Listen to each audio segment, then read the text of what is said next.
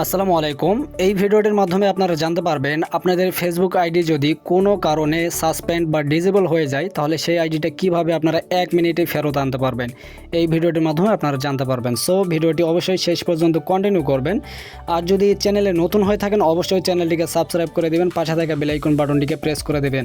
Facebook ID বারবার disable হয়ে যাওয়া, সাসপেন্ড হয়ে যাওয়া এটা কমন একটা সমস্যা, ঠিক আছে? তো এই ভিডিওটি দেখলে আশা করি আপনাদের ফেসবুক আইডি কখনো সাসপেন্ড হবে না। আর যদি সাসপেন্ড হয়েও যায় আপনারা 1 মিনিটের মধ্যেই আপনাদের আইডিটা ব্যাক আনতে পারবেন, ঠিক আছে? তো যাই হোক, আমি কথা বাড়াবো না, মূল কাজে চলে যাব।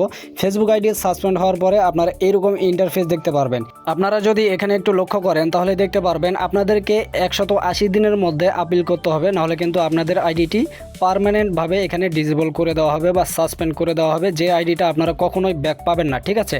অর্থাৎ 180 দিনের মধ্যে আপনাদেরকে আপিল করতে হবে। যত দ্রুত সম্ভব আপনাদেরকে এখানে আপিল করতে হবে। আপিল করার জন্য নিচে আপিল বাটন দেখতে পাচ্ছেন, এখানে একটা ক্লিক করতে হবে।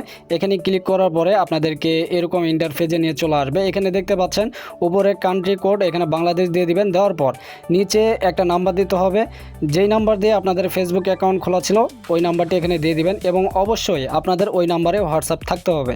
নাম্বারটি দেওয়ার পরে নিচে দেখতে পাচ্ছেন সেন্ড কোড, এখানে একটা ক্লিক করতে হবে। করার পরে আপনাদের এই নাম্বারে হোয়াটসঅ্যাপে একটা কোড যাবে, 6 ডিজিটের একটা কোড যাবে, সেই কোডটি আপনাদেরকে এখানে বসিয়ে দিতে হবে, ঠিক আছে? তো আমি এখানে কোডটি বসিয়ে দিলাম। এরপরে নিচে দেখতে পাচ্ছেন কন্টিনিউ, এখানে একটা ক্লিক করতে হবে। ক্লিক করার পরে আপনাদেরকে এরকম ইন্টারফেসে নিয়ে চলে আসবে। তো এখানে দেখতে পাচ্ছেন ইমেল, এন্টার ইমেল। এখানে আপনাদেরকে একটা জিমেল দিতে হবে।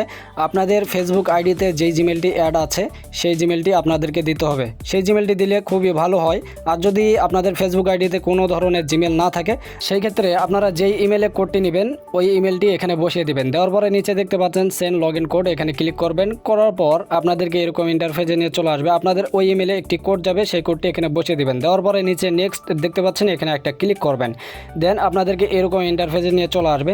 এখানে মেটা কোম্পানি অর্থাৎ ফেসবুক আইডি যাচাই বাছাই করবে আপনার যে আইডিটি সাসপেন্ড বা ডিসেবল হয়েছে আসলেই ওই আইডিটি আপনার কিনা, এই জন্য তারা এখানে যাচাই বাছাই করবে, ঠিক আছে? আপনাদের সেলফি নেবে, আপনাদের ফটো নেবে। এরপর নিচে দেখতে পাচ্ছেন স্টার্ট ভিডিও সেলফি, এখানে একটা ক্লিক করতে হবে। দেন আপনাদেরকে এরকম ইন্টারফেসে নিয়ে চলে আসবে, অর্থাৎ আপনাদের ফোনের ক্যামেরা চালু হয়ে যাবে। ওকে, এখানে আপনারা সুন্দরভাবে ফেস ভেরিফিকেশনটি করে নেবেন। উপরে নিচে ডানে বামে এইভাবে তাকাতে বলবে, তো আপনারা সুন্দরভাবে ফেস ভেরিফিকেশন করে নেবেন। তো অটোমেটিক এখানে কিন্তু ফেস ভেরিফিকেশন হয়ে যাবে। ওকে, তো এরপর এখানে দেখতে পাচ্ছেন আপলোডিং ইওর ইনফরমেশন, এখানে আপলোডিং হচ্ছে। দেওয়ার পরে আপনারা কি করবেন, নিচে ফিনিশ দেখতে পাচ্ছেন, এখানে একটা ক্লিক করবেন। দেন এরকম ইন্টারফেসে নিয়ে চলে আসবে। এখানে দেখতে পাচ্ছেন আপলোড ইওর আইডি। ওকে, আপনারা দেখতে পাচ্ছেন নিচে টেক ফটো, এখানে একটা ক্লিক করতে হবে। আপনাদের আইডির তথ্য দিতে হবে। এখানে দেখতে পাচ্ছেন passport, driving licence, national ID, marriage certificate, voter ID, অনেকগুলো অপশন পেয়ে যাবেন। আপনি যেই ডকুমেন্টটি দিতে চাচ্ছেন ওইটি এখান থেকে সিলেক্ট করে নেবেন। আমি ন্যাশনাল আইডি সিলেক্ট করে নেব। নেওয়ার পরে নিচে দেখতে পাচ্ছেন নেক্সট, এখানে একটা ক্লিক করতে হবে। এরপর কি করবেন, গেট স্টার্ট, নিচে দেখতে পাচ্ছেন এখানে একটা ক্লিক করলে আপনাদের ফোনের ক্যামেরা চালু হয়ে যাবে। এরপর আপনাদের এনআইডি কার্ড ক্যামেরার সামনে নিয়ে চলে আসবেন। এইভাবে সুন্দরভাবে একটা ফটো তুলে নেবেন। যদি ফটো কোনোভাবে ভুল যায় আবারও রিটেক ফটো, এখানে ক্লিক করবেন।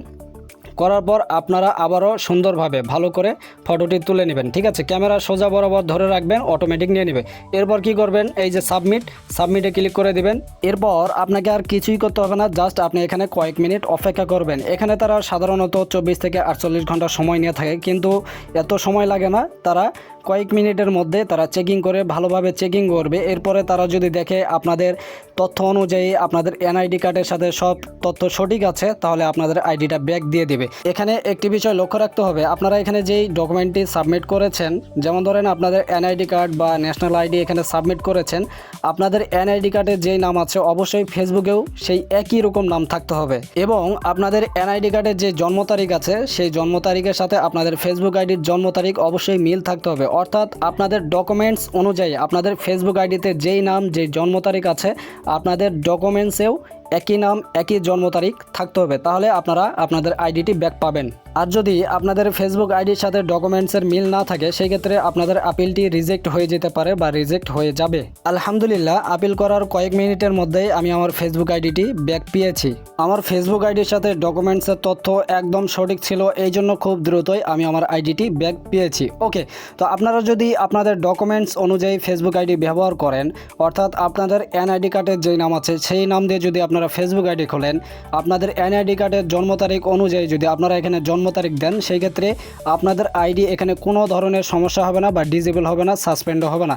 আর যদিও ভুলবশত হয়ে যায় তাহলে আপনাদের এনআইডি কার্ড দিয়ে আইডিটি ফেরত আনতে পারবেন খুব দ্রুতই। সো বন্ধুরা, ভিডিওটি এই পর্যন্ত ছিল। ভিডিওটি দেখে আপনাদের যদি একটুও উপকারে আসে অবশ্যই ভিডিওতে লাইক এবং সুন্দর একটা কমেন্ট করে দিবেন।